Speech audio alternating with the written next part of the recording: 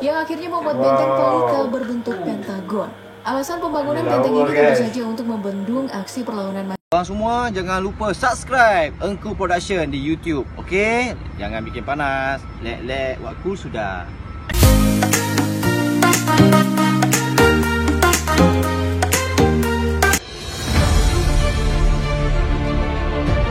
Hello, Assalamualaikum. Bertemu lagi kita di dalam channel Engku Production, di mana kita selalu membuat reaction di atas permintaan anda semua. Saya Mika dan saya Angku Raf. Kumaha Damang. So, untuk video kali ini Raf, kita nak buat tentang apa tu? Okay, kita akan reaction video tentang dulunya benteng pertahanan perang sekarang jadi tempat Instagramable paling hit di Indonesia, tempat bergambar. So, untuk video kali ini kita akan buat benteng-benteng bersejarah yang dulu menjadi pertahanan untuk sesebuah kota, kini menjadi tempat untuk bergambar yang paling hit di Indonesia. So, sebelum kita start reaction, jangan lupa untuk subscribe channel Engku Production, follow Instagram kami, follow Facebook page kami dan follow Bigo Live kami, sebab kami akan bagi giveaway kepada anda.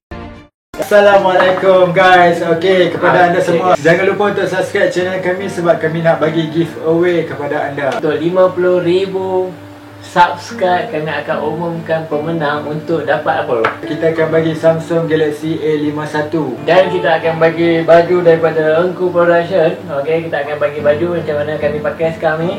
Okey, ada giveaway untuk like pun kita ada. So kita akan buka untuk 5,000 like dan kita akan tambah wang tunai. Okey, bukan menang telefon saja guys. Jadi caranya ialah subscribe channel Engku Production, Engku Shoot, Engku Mika dan Engku yang lain. Follow Instagram kami Engku Mika, Engku Shoot, dan follow Facebook page kami Engku Production dan Engku Shoot. Good luck guys. Anda wajib follow dan sila DM kami di Instagram untuk buktikan yang anda sudah follow. InsyaAllah kami akan tengok satu persatu dan kami akan bagi hadiah giveaway. Okay?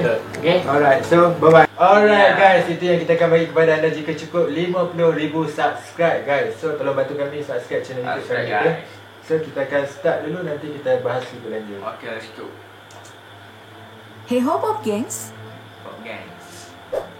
Jauh sebelum negara kita merdeka, Indonesia merupakan tanah jajahan seksi oleh negara-negara maju. Setidaknya wilayah Nusantara pernah diduduki oleh berbagai warga asing, mulai dari Portugis, Jepang, dan yang paling lama adalah Belanda. Nah, meskipun negara kita ini udah merdeka, masih banyak nih peninggalan sejarah asing yang tersebar di seluruh penjuru negeri, utamanya benteng-benteng besar dari Belanda. Nah, untuk mengingat sejarah, ayo kita lihat bersama benteng-benteng besar peninggalan Belanda di video berikut ini. Tapi sebelum lanjut, seperti biasa, jangan lupa klik subscribe dan aktifkan lonceng notifikasimu ya, agar bersama kita terus berbagi info menarik dari daftar populer.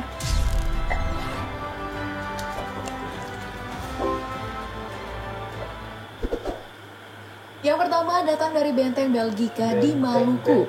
Benteng yang dibangun di Banda Neira ini merupakan saksi bisu perlawanan masyarakat Banda terhadap dua negara penjajah, yaitu Portugis dan Belanda. Awalnya Benteng Belgica ini dibangun oleh bangsa Portugis pada abad ke-16 dengan desain segi empat.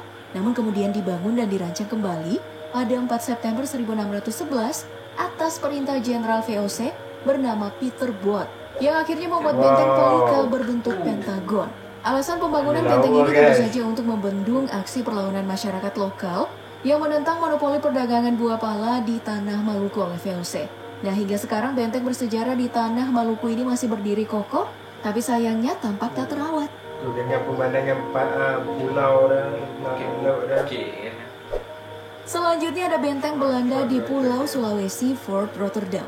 Sebenarnya mengklaim benteng Rotterdam sebagai peninggalan Belanda juga tidak sepenuhnya benar. Benteng megah ini pertama kali dibangun oleh Kerajaan Goa Talo di Makassar. Pembangunan benteng seluas 3 hektar ini diawali pada tahun 1545 oleh Raja Goa ke-9, Iman Rigau Daeng Bonto Karaeng Lakiu, yang kemudian dilanjutkan oleh Sultan Alauddin, Raja Goa ke-14. Penyerahan benteng Ujung Pandang ke Belanda kemudian terjadi pada tahun 1667 saat Kerajaan Goa Talo dikalahkan oleh VOC, di mana kerajaan Goa ini dipaksa untuk menandatangani perjanjian Bongaya setelah kalah perang. Dalam perjanjian ini, pihak VOC mengambil alih benteng Ujung Pandang di bawah pimpinan Laksamana Cornelis Pilman dan sekaligus mengubah nama benteng Ujung Pandang ini menjadi Benteng Rotterdam. Nah, Setelah udah diduduki nama Belanda, Benteng Rotterdam menjadi pusat pemerintahan, perdagangan, dan komando pertahanan hingga Belanda akhirnya terusir oleh Jepang. Sekarang Benteng Rotterdam udah menjadi salah satu destinasi wisata andalan Makassar nih. Jadi kalau ada yang ke Makassar, jangan lupa berfoto di Benteng Rotterdam ya.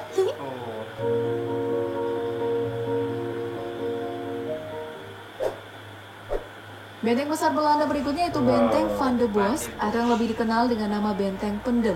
Nama Pendem diambil dari posisi Benteng Van de Bos yang seperti terpendam karena berada di antara tanah tinggi Kabupaten Ngawi. Pembangunan benteng ini diinisiasi oleh Jenderal Belanda dengan nama yang sama, yaitu Jenderal Van de Bos, dengan alasan untuk mempertahankan Ngawi sebagai tempat yang sangat strategis untuk VOC.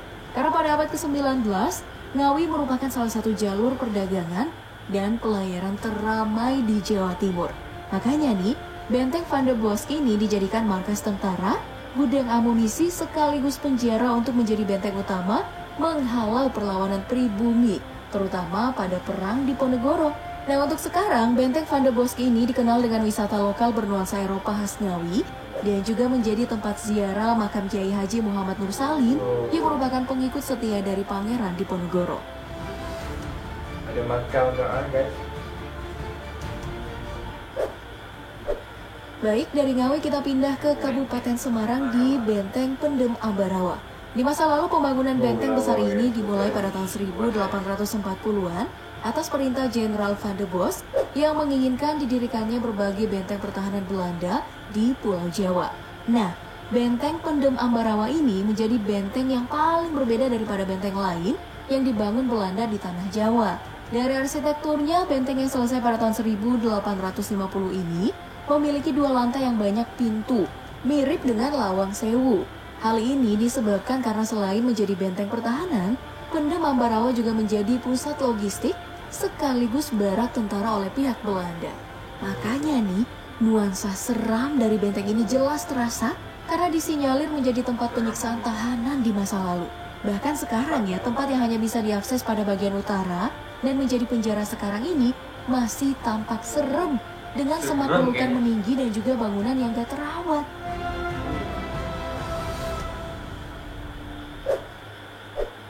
Terus yang terakhir nih datang dari daerah Kebumen, yaitu Benteng Van der Wijk. Benteng Van der Wijk ini merupakan benteng yang didirikan pada tahun 1818 oleh permintaan Jenderal Van der Bos lagi.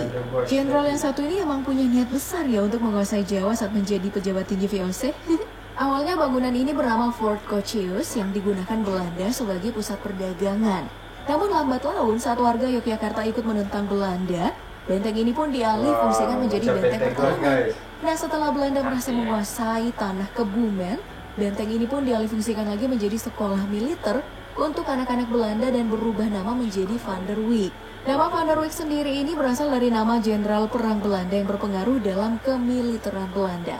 Sekarang, benteng Van der Wijk ini menjadi warisan sejarah berharga di Kebumen dan menjadi salah satu tempat Instagramable di sana.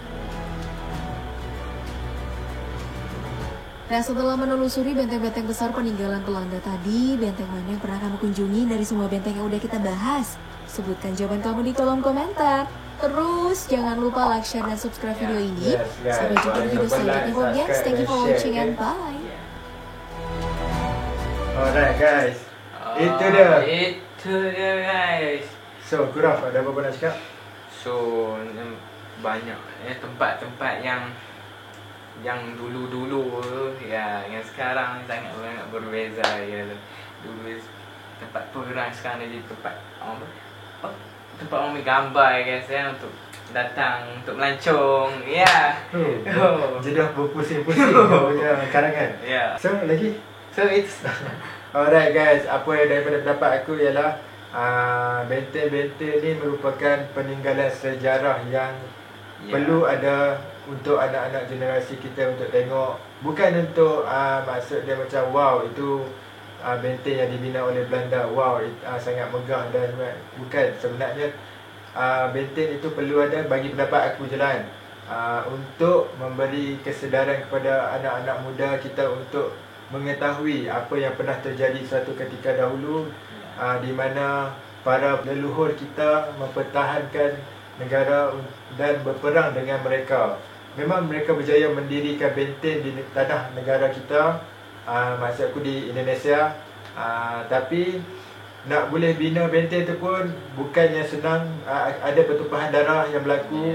So kat situ kita perlu ingat yang mereka datang untuk menjajah kita. Dan apapun dari segi apa yang aku nampak, memang ada tempat benteng yang sudah pun diubahkan menjadi lebih cantik, dijaga, dibersihkan semula untuk tempat tarikan pelancong dan sebagainya. Tapi apapun, itulah yang perlu kita ketahui. Mereka datang untuk menjajah kita, dan apa yang mereka bina di tanah tu satu peninggalan yang perlu kita ketahui sebagai sejarah untuk kita terus menjaga negara kita agar lebih aman dan damai. So apapun, memang best video kali ini kita dapat mengenal lebih banyak sejarah, dan kami rakyat Malaysia dapat mengetahui tentang benteng ataupun tempat sejarah yang berada di Indonesia yang boleh kita sadari nanti kita boleh pergi ke sana. Betul. So apapun, memang best. Terima kasih kepada anda semua yang minta kami buat reaction tentang video ni. Terima kasih kepada anda semua yang sudi menonton video ni dengan kami. Dan yang kurang, Dan jangan lupa subscribe, dan jumpa lagi ke next reaction. Bye-bye. Guys, saya bersama dengan Belum Dah Gila daripada Eko Production, dan saya dah tengok beberapa, saya pun dah subscribe sendiri dan saya dah tengok sendiri dia akan review video mereka, dan saya rasa mereka ada potensi untuk menjadi YouTuber yang terbaik, dan doa saya semoga terus berjaya. Dan jangan lupa untuk subscribe Eko Production. Best, terbaik.